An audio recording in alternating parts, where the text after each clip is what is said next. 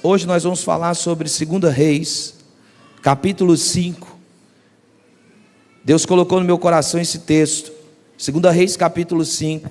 Vai nos falar sobre a cura de um homem chamado Naamã. E como tema dessa ministração nessa noite, algo que Deus colocou, gerou no meu coração, eu quero falar hoje sobre presos em nossas armaduras. Presos em nossas armaduras. Esse é o tema dessa noite. Então, com base nesse texto, 2 Reis capítulo 5, eu quero ler só alguns versos salteados, né? O texto é um pouco grande, vai do verso 1 ao 19, mas eu quero ler só alguns versos salteados do capítulo 5. E nós vamos ler o versículo de número 1. O versículo de número 1 do capítulo 5, do livro do segundo dos Reis, diz assim: o rei da Síria tinha grande respeito por Naamã, comandante do seu exército, pois por meio dele o Senhor tinha dado grandes vitórias à Síria. Mas embora Naamã fosse um guerreiro valente, ele sofria de lepra. E outras traduções diz, porém, leproso. Então, comandante, um homem muito respeitado, conhecido, uma admiração, mas era leproso. Agora olha que interessante, verso 2, naquela época saqueadores sírios tinham invadido o território de Israel, e entre os cativos havia uma menina que se tornou serva da esposa de Naamã. E certo dia a menina disse à sua senhora: como seria bom se meu senhor fosse ver o profeta em Samaria, ele o curaria da lepra. Olha o verso número 9, então Naamã foi com seus cavalos e carruagens, e parou à porta da casa de Eliseu. Eliseu mandou o mensageiro dizer a Naamã, e o mensageiro disse: vá e lave-se 7 vezes no rio Jordão, sua pele será restaurada, e você ficará curado da lepra. Como Naamã recebeu essa mensagem? O texto diz, verso 11, Naamã ficou indignado e disse: imaginei que ele sairia pelo menos para me receber. Esperava que movesse as mãos sobre a lepra, invocasse o nome do Senhor, seu Deus, e me curasse. Não são os rios Abana e Farfá em Damasco melhores que qualquer rio de Israel? Será que eu não poderia me lavar em um deles e ser curado? Naamã deu meia volta e partiu furioso. Mas seus oficiais tentaram convencê-lo, dizendo: meu senhor, se o profeta lhe tivesse dito para fazer algo muito difícil, o Senhor não teria feito? Por certo, o Senhor deve obedecer a instrução dele, pois disse apenas: vá, lave-se e será curado. Assim Naamã desceu ao Jordão e mergulhou 7 vezes, conforme a instrução do homem de Deus. Sua pele ficou saudável como a de uma criança e ele foi curado. Pai, aqui está a tua palavra, viva e eficaz, nunca volta vazia, penetra o mais do profundo do nosso ser, leva cativa a nossa mente diante do teu trono, ministra ao nosso espírito, fala ao nosso coração, e que nada venha roubar a preciosa semente, certo de que uma vez ela lançada, ela vai produzir aquilo pelo qual foi enviada. E nós oramos a ti com ações de graças nessa noite, pela preciosa palavra, em nome de Jesus, amém. Gente, eu queria fazer com vocês um panorama aqui, para a gente poder entender esse texto, porque ao ler esse texto, surge aqui alguns personagens que são importantes na história, porque a nossa vida, ela é cercada de pessoas, a nossa história é cercada de pessoas, e na vida de Naamã não foi diferente. Mas a primeira coisa que a gente observa sobre esse homem, quem era Naamã, que o texto está citando? O texto vai dizer que Naamã era o rei da Síria, ele tinha grande respeito por Naamã. Então Naamã, ele tinha uma admiração pelo rei da Síria. O rei da Síria respeitava Naamã, tinha ali um respeito, uma admiração por ele. Além disso, Naamã era comandante do exército, ou seja, um homem do alto escalão, homem respeitado, comandante do exército. Pois por meio dele o Senhor tinha dado grandes vitórias à Síria, mas embora Naamã fosse um grande guerreiro, um homem valente, ele era um homem leproso. Ele sofria de lepra. Bem, analisando, avaliando, lendo muitos escritores, teólogos, alguns vão dizer que essa lepra que Naamã tinha, talvez não era diretamente uma lepra, como a gente está acostumado a ver nos textos bíblicos. Primeira consideração que eles fazem, por não ser talvez uma lepra de fato comparada às demais, porque Naamã, ele caminhava, ele estava inserido ali no meio da sociedade. Ele estava inserido no meio do povo. E um dos contextos, conforme Levítico vai dizer, o livro das leis, vai dizer que uma pessoa, quando ela estava no ato, onde ela se encontrava leprosa, ela era separada daquele contexto, ela não ficava no meio das pessoas. Então ela era levada para um outro ambiente, para um outro lugar, levado para um lugar chamado leprosário, onde ficavam ali os leprosos. E alguns chegam a fazer essa consideração de que talvez essa espécie de lepra que Naamã tinha no corpo era espécie de uma doença que ele sofria, de um problema de pele que ele estava sofrendo. Mas enfim, o texto vai nos dizer que Naamã ele tinha aqui, sendo um problema de pele, outro tipo de doença, mas Naamã ele tinha aqui uma doença, ele tinha um problema. Segundo, isso incomodava Naamã. Tanto o incomodava que Naamã sai do lugar onde ele está, sai dos seus afazeres e ele vai procurar cura quando ele ouve falar a respeito de um homem de Deus. Então isso incomodava ele, não estava resolvido com relação a isso. Mas antes de nós entrarmos diretamente nessa história, existe um livro que a gente pode fazer uma correlação aqui com o texto, um livro muito interessante, que vai falar sobre, é uma fábula que é contada nesse livro, onde nessa fábula é contada um homem em que ele se apossa de uma armadura, ele se cobre daquela armadura, se reveste daquela armadura, e ele começa a viver com aquela armadura. O problema é que aquela armadura começa a se tornar parte da vida dele, ao ponto de ele não ter mais contato com a esposa, porque ele estava todo momento com aquela armadura, ao ponto de a filha não conseguir mais abraçá-lo nem beijá-lo, porque ele estava com aquela armadura, vivia com aquela armadura o tempo todo, e ao ponto de as pessoas não conseguirem mais ver ele, porque ele se escondia dentro dessa armadura. E lendo sobre isso, pensando sobre isso, fazendo uma correlação com o texto, a gente começa a imaginar e a pensar que muitas vezes a gente está dentro de uma armadura. A gente está escondendo coisas dentro de nós. Talvez estamos nos escondendo de questões emocionais, algum problema, e nós estamos com essa armadura, porque essa armadura, ela nos protege, ela nos guarda. E Naamã, ele tinha um problema que era visível, não era algo interno, não era um tumor que estava ali internamente, mas era algo visível. E aquilo que era visível na vida dele, incomodava ele, incomodava as pessoas. Então Naamã, ele se sentia protegido quando ele estava com sua armadura. Ele se sentia bem quando ele estava com sua armadura. E muitas vezes também é assim na nossa vida. A gente se sente bem quando a gente está com algum tipo de armadura, escondendo coisas que precisam ser tratadas, que precisam ser curadas na nossa vida, mas a gente está com essa armadura. Mas voltando para o texto, a primeira coisa que eu observei no texto, olha o que diz aí no verso número 1, diz que Naamã ele tinha grandes vitórias. Mas por que ele tinha grandes vitórias? O texto vai dizer, porque o Senhor tinha concedido a ele essas vitórias. E aí me veio algo já no coração, porque é Deus quem concede, ou seja, o mérito não é de Naamã, o mérito é do Senhor.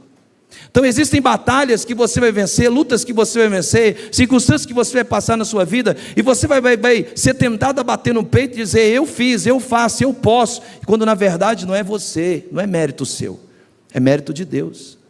Naamã era um grande guerreiro, porque Deus havia dado a ele essa graça. Está aqui no texto, verso número 1, vai dizer que Naamã conseguiu vencer esses homens, porque o Senhor, está até no maiúsculo aí, porque o texto vai falar, se você começar a ler o texto, você vai ver que existe o Senhor, que é o Senhor, o seu dono, né? O Senhor, aqui no sentido de um contexto imediato, e o Senhor, que é o Senhor mesmo. Então, o Senhor havia concedido a ele essas batalhas. Mas olhando para esse texto, fazendo um panorama sobre a vida de Naamã, a história de Naamã, a primeira coisa que eu queria conversar com você aqui essa noite é sobre a menina.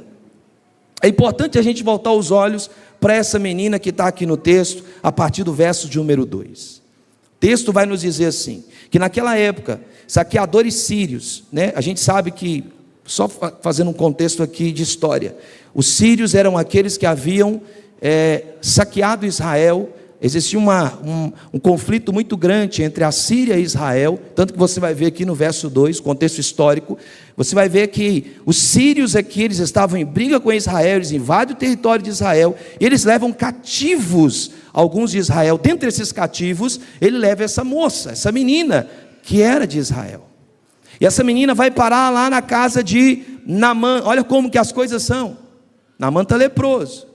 Uma menina é pega cativa, dentro de todos os cativos que estavam ali, uma moça é levada, e ela começa a trabalhar na casa de quem? Na casa de Naamã, e ela começa a ser serva, diz o texto aqui, ela se torna serva da esposa de Naamã.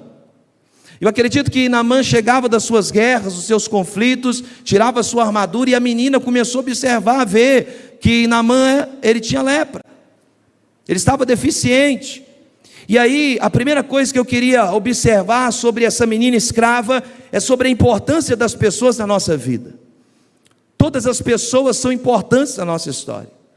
E essa menina foi importante na vida de Naamã, porque entre os cativos, o verso número 2, entre os cativos havia uma menina que se tornou serva da esposa de Naamã. A menina não tinha nome, mas ela tinha caráter. Às vezes você não vai ter nome, as pessoas não vão te conhecer pelo seu nome, mas você tem caráter, isso é o suficiente. Às vezes, como essa menina, a menina ela era uma escrava, mas ela estava livre da escravidão da mente, porque ela poderia muito bem estar ali como escrava, e ela está tecendo ali pensamentos horrorosos a respeito de Naamã, até porque ela foi trazida cativa, ela não foi convidada a vir, ela está cativa.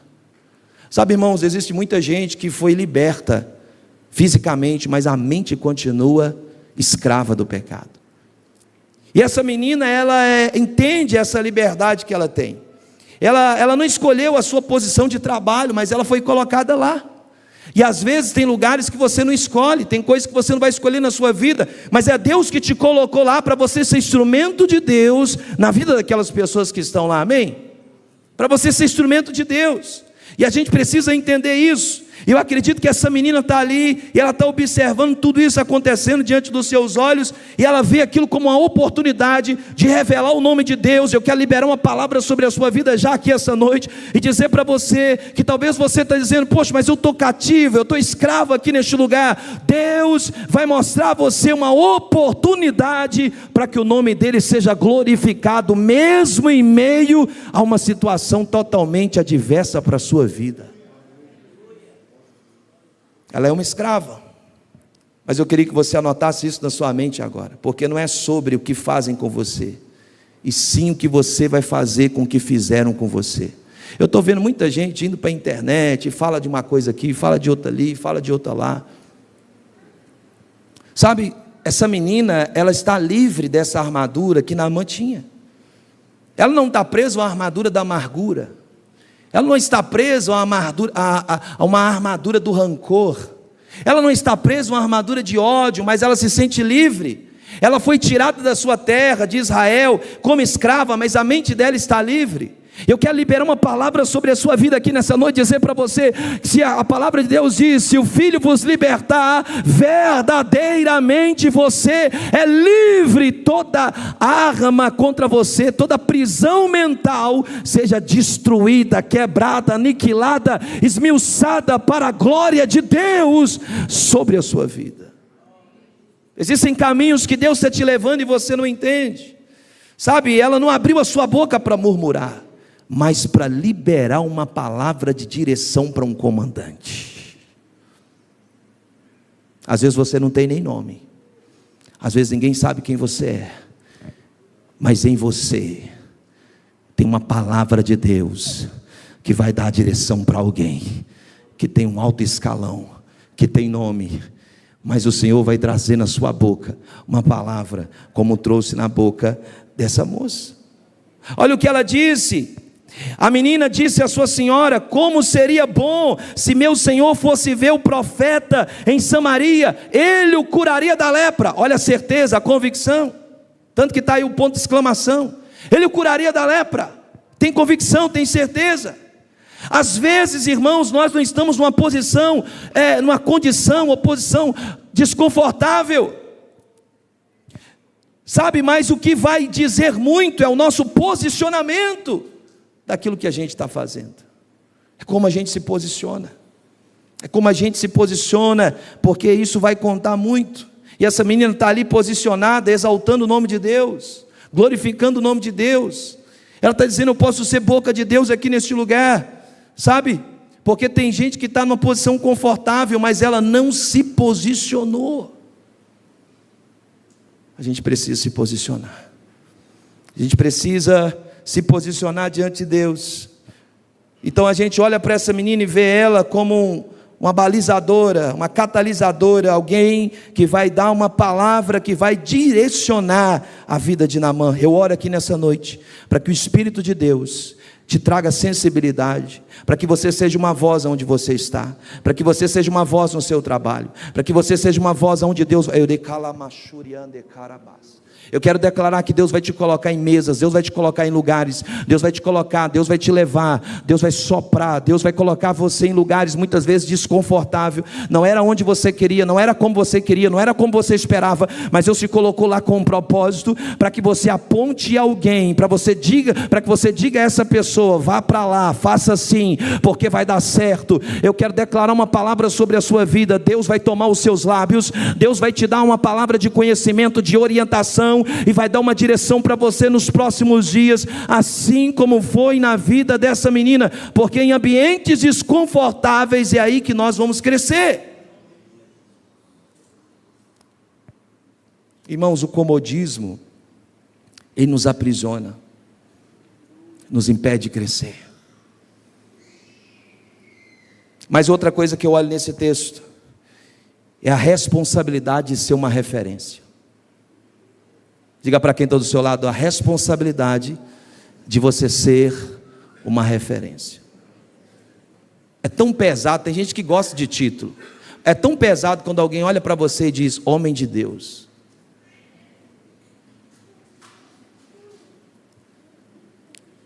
Olha o que essa menina diz: como seria bom se meu senhor fosse ver o profeta em Samaria, ele o curaria da lepra. E sabe o que Deus ministrou no meu coração? Eliseu não estava no palácio, Eliseu não estava naquele ambiente, mas tinha alguém que conhecia Eliseu, tinha alguém que conhecia a fama de Eliseu, tinha alguém que conhecia a história de Eliseu. Você não entendeu? Existem lugares que através de quem você é, você está se tornando uma referência para alguém, e alguém vai estar lá, vai estar citando o seu nome e você nem sabe. Alguém vai estar lá e vai dizer: olha, eu estou dizendo para você que essa pessoa vai resolver o seu problema. Eu quero declarar uma palavra sobre a sua vida. Deus vai te levantar como referência nesses dias, nesses anos, nesses meses, para que o nome dele seja glorificado na sua vida. Você crê nisso ou não, querido? Ele não está lá, mas tinha alguém que estava lá que conhecia ele.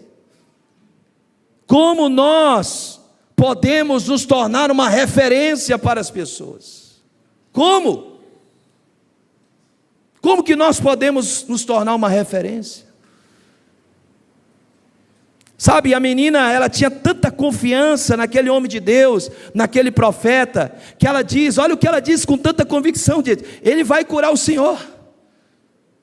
Por que ela está dizendo isso? Porque ela havia visto já, com certeza, milagres. Ela já tinha visto que Deus estava sobre a vida de Eliseu. Mas eu quero dizer alguma coisa sobre referências.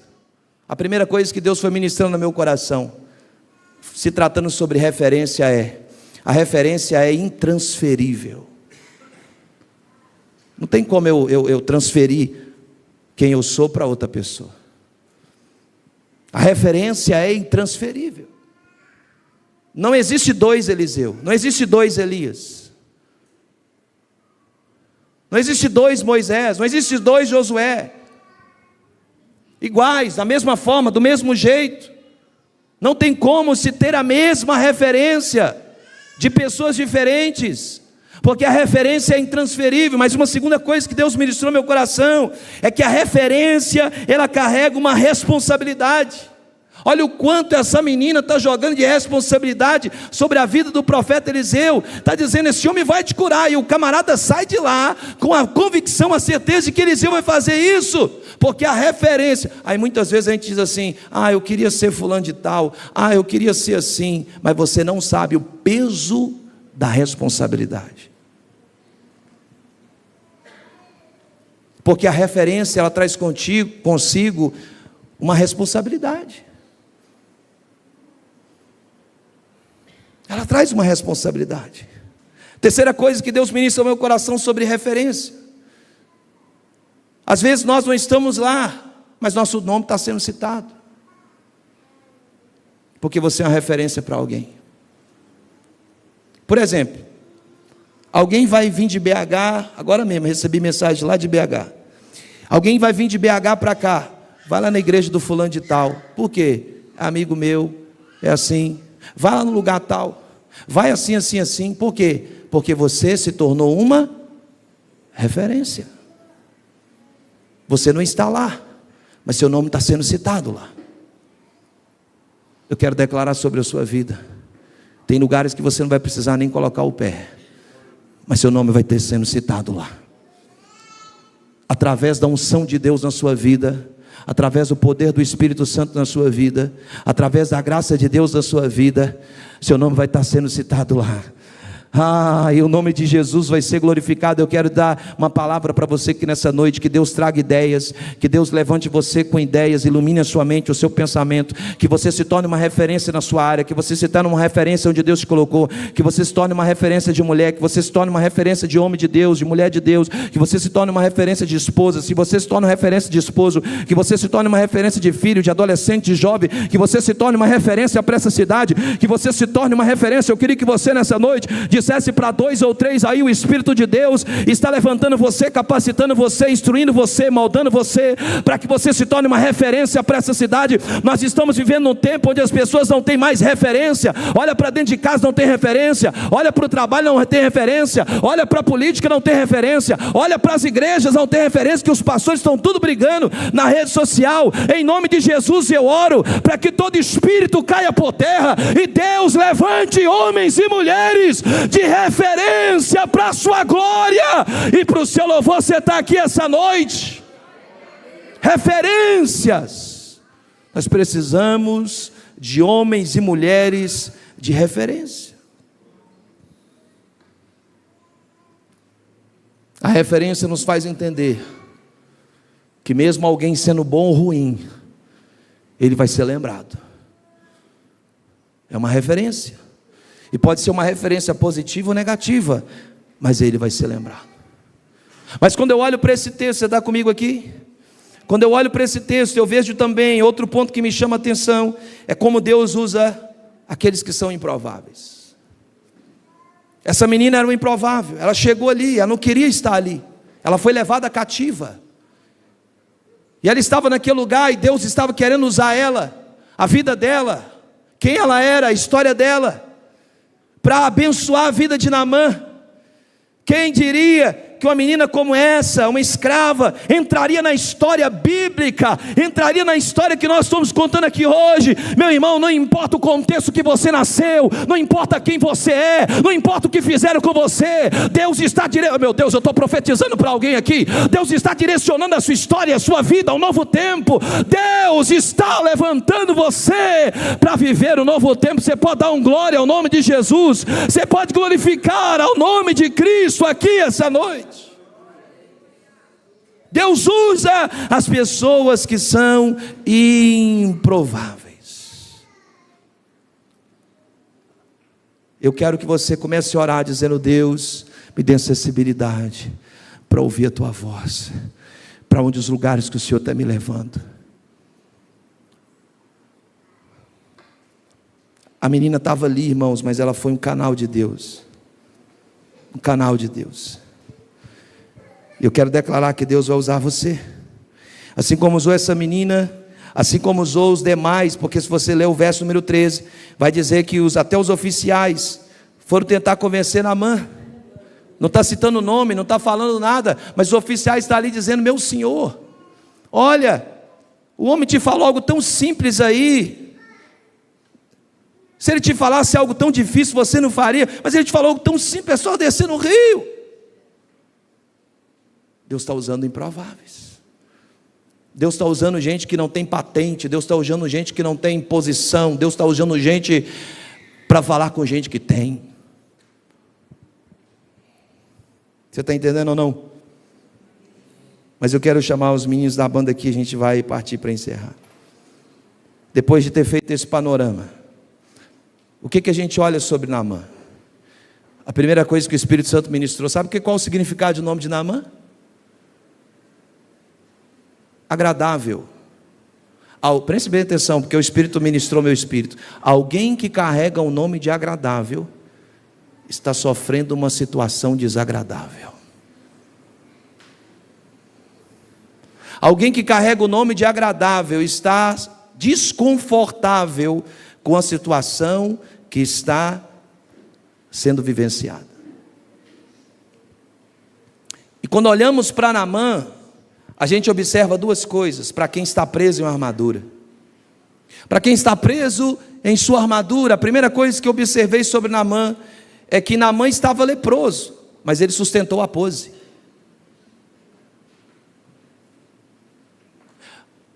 João, quando é arrebatado na ilha de Pátios, a uma das 7 igrejas que ele escreve, ele diz assim: vocês têm nome de que está viva, mas vocês estão mortos. Para o mundo vocês vivem, para o Instagram você vive, tem muita publicação, tem muita curtida, tem muito compartilhamento, mas lá no céu, quando eu fui lá, Deus mandou escrever e trazer aqui para vocês a notícia: vocês estão mortos. Porque nem tudo aquilo que agrada os olhos, nossos olhos, agrada os olhos de Deus. Irmãos, eu estava lendo a história de Davi. Quem foi mandado para ungir um rei? Quem era que estava lá na casa de Jessé? Profeta Samuel. Samuel era um profeta, homem de Deus, sim ou não? Sim ou não? Quase que ele ungiu alguém, porque ele olhou apenas a aparência. Quase, só não ungiu porque Deus falou com ele. Diga para quem está do seu lado agora assim, com muito carinho, diga para ele: tem coisas que por mais que você é homem de Deus, por mais que você tenha intimidade com Deus, por mais que você seja uma mulher de Deus, você só não entrou numa enrascada porque Deus falou com você. Por isso que Deus não pode parar de falar conosco, porque o primeiro rei de Israel, ele foi alguém que foi escolhido não pela vontade de Deus, mas pela vontade do povo. Saul não foi Deus que colocou ele lá, foi o povo que ficou pedindo um rei, dá-nos um rei, e Deus colocou Saul, e novamente quase que entra outro. Mas por causa de uma sensibilidade que o profeta teve ao ouvir a voz de Deus, Deus falou: olha, ô Samuel, não é esse, porque você está olhando a aparência, você está olhando a robustez desse rapaz. Porque as pessoas colocaram Saul no trono porque olharam a aparência. Compara Saul a Davi, se a gente pega no contexto histórico. Saul era um homem alto, forte, mas Deus escolhe um garoto, Deus escolhe um menino, um jovem. Mas quando eu olho para a vida de Naamã, voltando aqui para o texto, Naamã era leproso, mas ele sustentou a pose. E às vezes a gente está preso numa armadura, a gente sabe qual é o nosso machucado, a gente sabe qual é a nossa dor emocional, a gente sabe qual é o nosso problema, a gente sabe o que precisa ser resolvido, mas a gente ainda continua mantendo a pose. Irmãos, preste atenção, principalmente eu como pastor, o que eu mais estou vendo aí, sentando na mesa de muitos pastores. Estava em São Paulo agora, com pessoas do Brasil e fora do Brasil. O que mais nós estamos vendo, e pastores na mesa, a gente compartilhando: cara, qual que é o seu pecado? O que está acontecendo?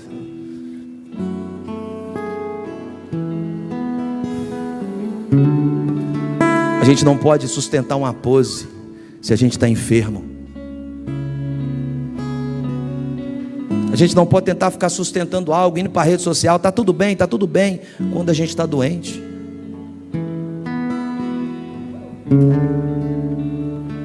Sabe, olha o que diz, eu vou te mostrar no texto, olha o verso 5. Naamã partiu levando 350 quilos de prata, saiu da sua cidade de Síria, vai para Israel, 350 quilos de prata, 72 quilos de ouro e 10 roupas de festa. O rei escreve uma carta. Olha como o camarada era um ar de soberba. Olha a carta que ele escreve para o rei de Israel. Olha a carta, verso 6. A carta para o rei de Israel dizia: com esta carta apresento o meu servo Naamã, quero que o rei cure ele de lepra. O rei, tanto se você continuar lendo o texto, você vai ver que o rei de Israel rasga suas vestes e diz: espera aí, ele está achando que eu sou Deus? Ele chega mostrando pompa, pose, se achando. Olha o que diz o verso 9, quando Naamã vai até Eliseu, verso número 9. Então Naamã foi com seus cavalos, carruagens, ou seja, chamou a tropa, chamou o povo e diz: vamos mostrar o nosso poder, vamos mostrar quem nós somos. E parou lá na porta da casa de Eliseu. Mas Eliseu era um profeta. Irmão, Deus ministrou tanta coisa aqui no meu coração, porque a Taiane sabe disso. Eu recebi foi não 1, 2 convites para ir pastorear a igreja. Não foi nenhuma nem 2 ligações de pastores me ligando. Só que a gente tem que estar na direção de Deus. A gente tem que: Senhor, qual que é a sua direção para a minha vida? O que o Senhor tem para a minha vida? Sabe, Naamã foi acompanhado de seus cavalos, carruagens, como se ele dissesse: eles precisam ver quem eu sou, eles precisam saber quem eu sou. Ele tentava, numa tentativa talvez, de intimidar Eliseu. Mas Eliseu, ele não se admira com a pompa de Naamã. Eliseu, ele não estende um tapete para Naamã, em busca talvez de passar uma profecia, como muitos profetas aí estão fazendo. Quando vê oportunidade de lucro na vida de alguém, eu vou abençoar com a profecia, para ver se eu tiro alguma coisa. E aí tem muita gente sendo enganada. Você sabe disso, né, seu? Meu irmão, como eu já vi tanta coisa. Como eu já vi tanta coisa nesse meio gospel. Eu já vi gente fazer a hora com a cara dos... O cara ligou, acabou de ligar para o outro aqui, pessoa que se dizia profeta, e o cara enganar o outro no telefone. Só que tem gente que não tem discernimento e cai em tudo que vai falando com ele. Só que Eliseu, ele não sai de casa, ele não sai com bandeira, não diz: seja bem-vindo, você é o cara, que bom que você esteve aqui, vamos tirar uma selfie aqui, postar lá no Instagram que você veio aqui da minha casa. Não, ele não faz isso. Pelo contrário, ele vai contrariar as expectativas de Naamã. Ele vai, Eliseu nem recebe Naamã, ele chama o mensageiro e diz: recebe ele lá para mim, vai lá dar uma palavra para ele. Olha o que diz o texto, verso número 11. Quando o servo de Eliseu chega, olha o que diz aqui, o servo de Eliseu, no versículo de número 9. Então Naamã foi com seus cavalos e carruagens e parou à porta da casa de Eliseu. Ele mandou o mensageiro dizer a Naamã: vai e lave-se 7 vezes no rio Jordão. Mensageiro, sua pele será restaurada e você ficará curado da lepra. Só que como Naamã recebeu essa palavra? Verso 11, ele ficou indignado. Sabe o que é indignado? Com raiva, bravo. Por quê? Ele queria o profeta. Só que o profeta viu que o coração dele estava cheio de soberba. Só que o profeta viu que ele era um homem que precisava sair da armadura que ele estava, de sarar o que estava por dentro. Então por isso que Eliseu não vai lá. E às vezes, irmãos, é Deus que impede a cura de chegar, é Deus que impede as coisas de acontecerem na nossa vida, é Deus que impede até um servo dele de orar diretamente por nós, para quebrar o nosso orgulho, para nos amassar mesmo, para amassar o nosso ego, para dizer: ei, você não é isso tudo que você diz. E aí Deus vai te amassando. A gente até brinca, né? Você vai no monte, você vê todo tipo de oração. Aí você vê as mulheres orando: Senhor, pega meu esposo, amassaga ele, quebra ele, Senhor, faz ele de novo. As mulheres estão lá no monte orando isso. Você pode ir lá, os homens, se sua mulher, vai lá que talvez sua mulher está lá orando, e ele está: Senhor, pega, Senhor. Aí daqui a pouco você já chega lá, já está orando diferente. A mulher: Senhor, tem misericórdia. A gente tem que ter cuidado até com as orações que a gente faz. Mas Eliseu não vai receber aquele homem. Deus ministrou meu coração: saiba separar as coisas. Cuidado com os presentes de quem Deus está querendo trazer, às vezes, doenças emocionais. Deus está querendo tratar caráter, Deus está querendo tratar humildade. Você está recebendo presente deles. Uma vez eu fui orar numa casa aqui, preste atenção. Eu fui chamado a orar numa casa de uma mulher. Ela disse: pastor, rica. E ela disse: quanto que o senhor cobra para fazer uma oração? Eu disse: como assim? Não, porque já veio pastores aqui que cobrou. Eu falei: não. Aí o que acontece? Alguém chega para você e diz: ora por mim porque eu estou passando por tal situação, e dá-lhe uma oferta, dá-lhe isso, dá-lhe aquilo. Aí ele te entrega o que você quer. Aí daqui a pouco você é alimentado por falsas profecias. Você vai sendo alimentado por falsas profecias. Por quê? Porque você foi comprando tanto a pessoa, que na hora dela te dar uma porretada, ela vai massagear o seu ego, porque você deu tanta coisa para ela. E sabe o que Eliseu está dizendo? Está dizendo: eu não quero presentes de Naamã. Sabe, eu não quero presentes dele. Eu não quero nada que venha dele. Porque para que ele depois não venha dizer a mim que eu fui comprado por ele. E aí Deus me deu alguns conselhos para quem deseja continuar sendo uma referência. Primeiro, para quem deseja ser uma referência, não mude a mensagem por causa do status.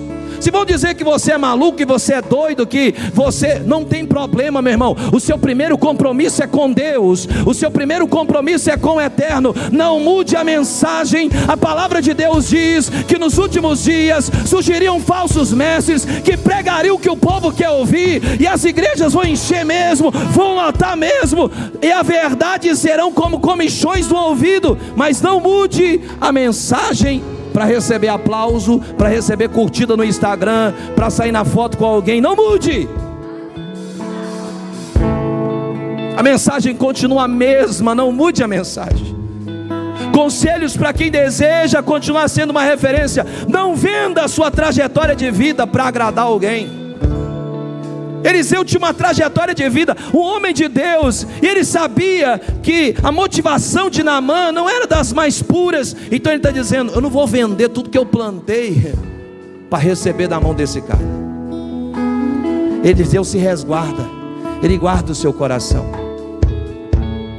Ele nem quer ir lá, porque ele manda o mensageiro.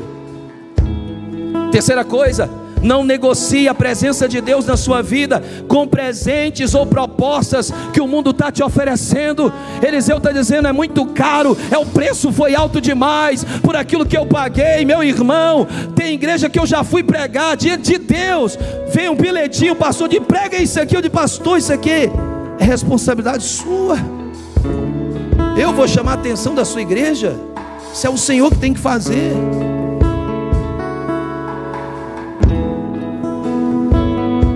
E muitas vezes nós estamos com mensagens compradas, mensagens encomendadas, e as pessoas: não venda a presença de Deus na sua vida, não se venda por nada neste mundo, continue fiel, porque você pode receber os aplausos dos homens aqui na terra, mas triste será se você chegar diante de Deus e Deus não aplaudir você. Eu não quero os aplausos dos homens, eu quero os aplausos do céu. Eu não quero que o Espírito de Deus levante aqui essa noite homens e mulheres compromissados com a palavra de Jesus. Espírito de Deus, nós temos que tirar essa armadura. Nós não podemos querer manter a pose, sendo que nós estamos doentes, estamos leprosos, tem alguma coisa acontecendo conosco. Mas em segundo e último lugar, Naamã estava leproso, mas ele se recusou a princípio a obedecer. Verso número 11: imaginei que ele sairia para me receber, esperava que movesse as mãos sobre a lepra, invocasse o nome do Senhor seu Deus e me curasse. Irmãos, tem coisas que Deus está tratando nas pessoas e você está querendo amolecer. Deixa Deus tratar com ela. Tem gente que eu vou orar, você tem que ter sensibilidade. Eu aprendi isso, eu saí orando para todo mundo, aí o Espírito Santo um dia diz para mim: cuidado, porque o que eu coloquei ali é para tratar aquela pessoa, não ore agora. Opa!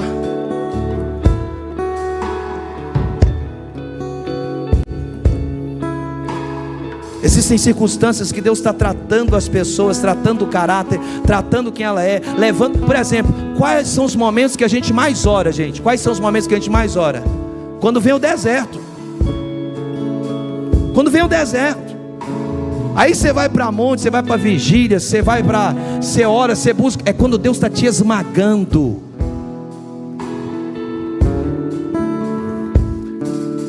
Por isso que o campo, por isso que quando a gente está vivendo os melhores dias da nossa vida, a gente tem que se resguardar. Naamã não quis obedecer a princípio, porque o que representava Jordão? Jordão significa aquele que desce. A escada de Deus nunca começa para cima, começa para baixo. Deus nunca começa exaltando ninguém, Ele começa primeiro humilhando, Ele começa tratando, Ele começa de fora para dentro. Você tem que descer, você tem que se humilhar, você que tem que entender. Então Deus está dizendo para Naamã, mas Naamã está dizendo, mas tem tanto rio melhor, desfazendo daquilo. Mas Deus olhou lá no fundo do coração dele, e Deus estava querendo tratar o coração dele, as emoções dele, tratar aquilo que estava dentro dele, não aquilo que estava visível, mas Deus estava querendo tratar aqui dentro. E às vezes nós estamos, qual lepra nós estamos carregando? Existe aquela que as pessoas estão vendo, existem coisas que as pessoas estão vendo, é visível, mas existem outras, irmãos, que estão dentro de nós. É a pornografia, é a mentira, é o orgulho, é a falta de cuidado com a sua casa, com a sua família. O que Deus está querendo tratar aqui dentro? Porque a cura de Naamã não começa de fora para dentro, não é na pele, não é na lepra, começa de dentro para fora. Os problemas do homem, ele não começa de fora para dentro, é de dentro para fora, é aqui dentro.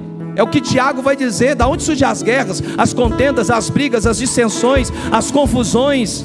De onde surge o pecado? É de dentro de nós.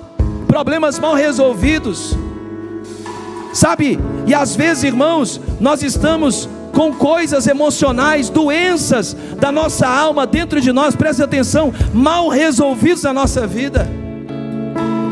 Por exemplo, eu vou dizer isso para você, existem pessoas que estão orando anos e anos, esperando receber uma cura, e até hoje não foram curados. Mas talvez o que você está passando é decorrente de um rancor que você está guardando de alguém, é decorrente de uma mágoa que está se tornando uma amargura, algo que está atrapalhando você, que está vindo para os seus ossos, está vindo para o seu corpo, decorrente de algo emocional. O que a psicanálise vai dizer é a cura pela fala. Porque quando você não coloca para fora as suas emoções, você come as suas emoções, você mastiga as suas emoções, e nós precisamos ser tratados de dentro para fora. Então Deus coloca alguém na vida de Naamã e diz para ele: meu senhor, é fácil o que Deus falou com você, vai lá, olha como é fácil, é apenas descer e se banhar naquela água. Mas o coração dele, sabe, irmãos, existe uma lepra dentro de nós. Muitas vezes essa lepra dentro de nós é a falta de oração, é a falta de buscar a Deus, é a falta de vida com Deus. Nós precisamos tratar no nosso coração, nós precisamos ir para o Jordão, e nós precisamos mergulhar no rio de Deus e falar: Deus, eu quero ser limpo, Senhor, eu quero ser transformado, Senhor, ser transformado. E eu quero encerrar, fica de pé por gentileza. Naamã desce naquele rio, verso 14, desceu ao Jordão, e ele mergulha 7 vezes, conforme a instrução do homem de Deus. Sabe, irmãos, obediência pela metade não é obediência. Deus, a sua mãe falou que você varre a casa toda, você varreu só o quarto, isso não é obediência. Deus não aceita obediência parcial. Ele seguiu a instrução, ele não deu 3 mergulhos, 4 mergulhos, 5 mergulhos. Ele seguiu a instrução completa, integral. E ele foi lá, ele desceu. Talvez ele está dizendo para ele mesmo: para que tudo isso? Por que não um mergulho? Por que não 2? Por que não 3? E às vezes você está questionando a vontade de Deus. Você está questionando. Irmão, se Deus mandou você dar 10, dá 10. Se Deus mandou você dar 20, dá 20. Se Deus mandou você ir lá pedir perdão para alguém: ah, mas eu não fiz nada. Vai lá e pede. Se Deus falou, não que o outro está falando. Não ande guiado pela voz do outro. O outro não tem poder sobre você. Quem tem poder sobre você é o Eterno, é o Senhor. O que Deus está falando, feche as outras vozes no seu ouvido e comece a ouvir o que o Espírito de Deus está me dizendo, o que Deus está falando por meio da boca do homem dele, do homem de Deus. E ele foi lá, ele obedeceu, e ele desceu naquelas águas. E olha o que diz o texto: que quando ele sai daquelas águas, a sua pele ficou saudável, como a pele de uma criança. Ou seja, Deus restaurou a pele daquele homem, Deus restaurou o corpo daquele homem, Deus restaurou as emoções, a vida daquele homem. O Senhor moldou de dentro para fora.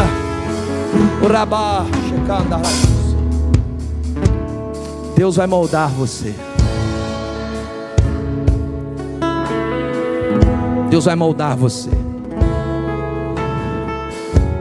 Comece a orar e dizer: Deus, me molde. Eu não quero manter a pose. Eu não quero dizer que eu sou.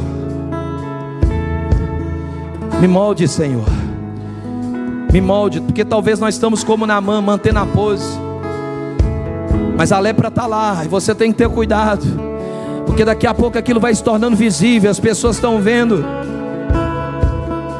Tem uma frase que fala muito comigo que diz: é melhor você confessar uma tentação do que chegar e confessar uma queda. Ah, eu caí, meu irmão. Ninguém tropeça de uma vez, da noite para o dia. Ninguém cai com a mulher da noite para o dia. É troca de mensagem, é isso aqui. Ah, você está lindo. Ah, que maravilha. Ai, daqui a pouco você cai.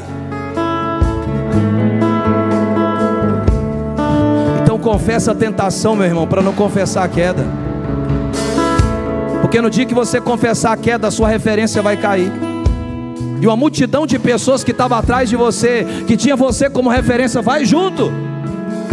Porque fere o pastor e as ovelhas estão dispersas. O diabo não está preocupado, meu irmão, com um ou com o outro lá. Então é com as lideranças, é com os líderes, é com os cabeças. Ele fere eles porque tem alguém atrás deles. Então se guarde, meu irmão. Naamã está aqui e ele precisa ser tratado. E eu quero finalizar aqui essa ministração.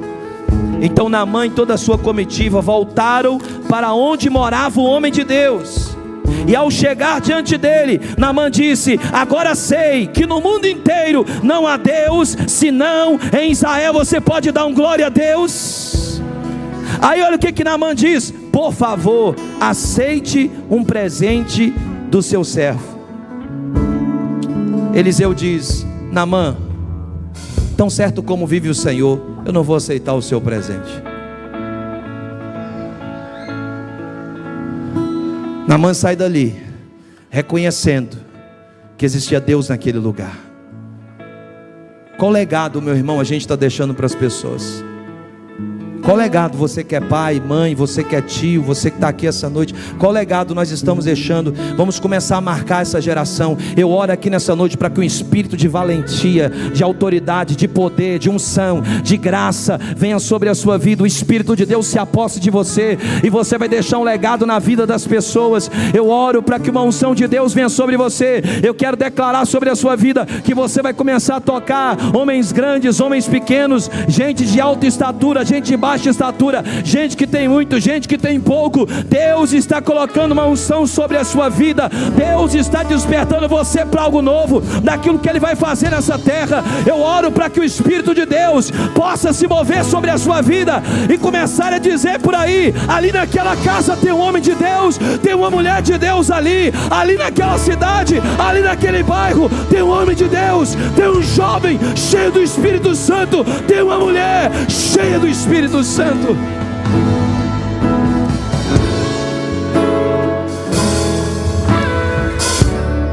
Você que entendeu essa palavra, Você que nessa noite precisa tirar algum tipo de armadura, você que está presa ainda em alguma coisa, eu quero convidar você agora em um ato de fé, sai do seu lugar e vem aqui à frente. Nós vamos orar juntos agora.